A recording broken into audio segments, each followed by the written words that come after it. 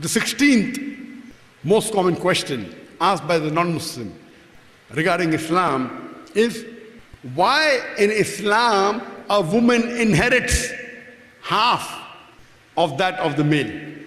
If you see history, all the centuries before, women were not allowed to inherit in most of the religions and even in European law.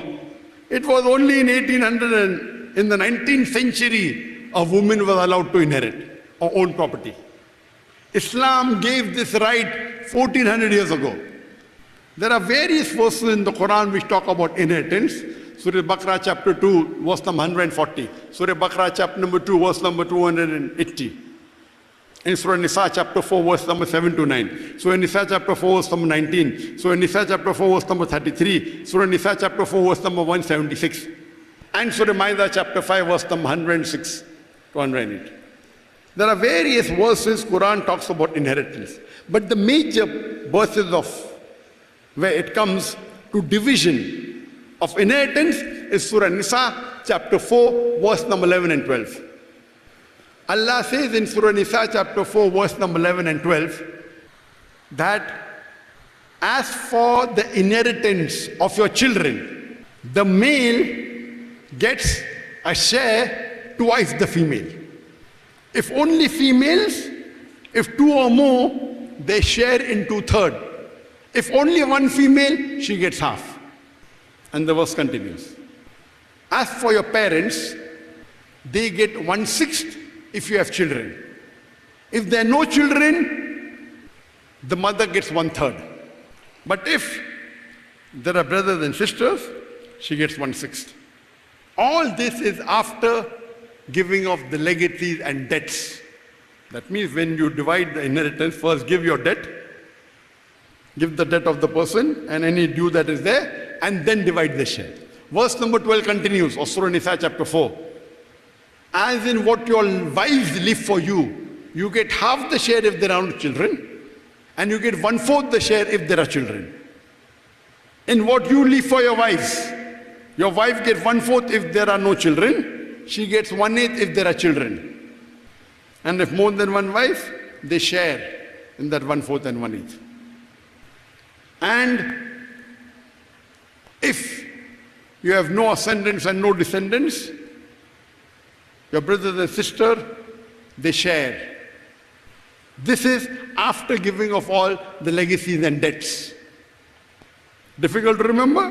No need of remembering everything. You can go home and check on your app, open the Quran, Surah Nisa chapter 4, verse number 11 and 12.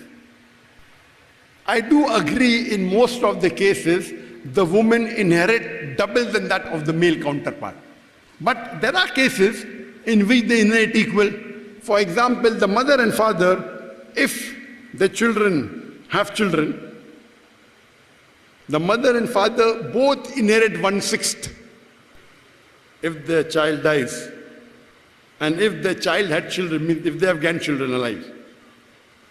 So mother and father from the children's inheritance, each gets 1/6, that means male and female get equal. There are sometimes female get double.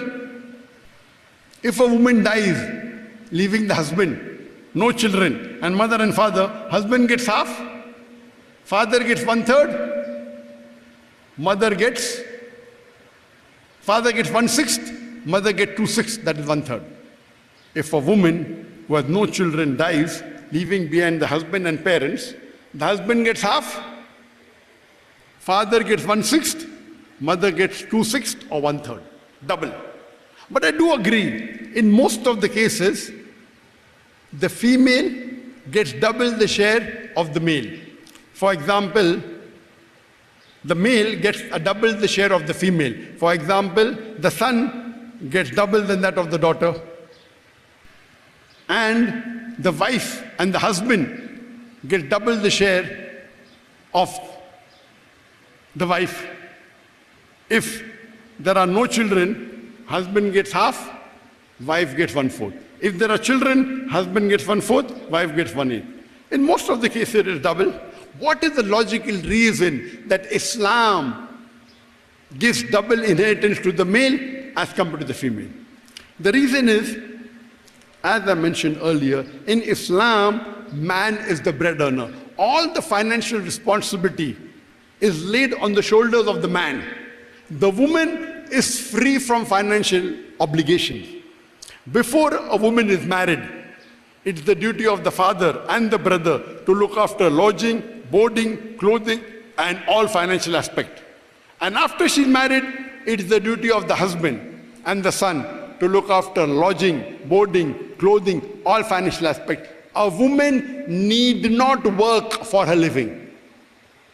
Willingly, if she optionally wants to do, that's a different case. But no one can force her to work. She is financially secured.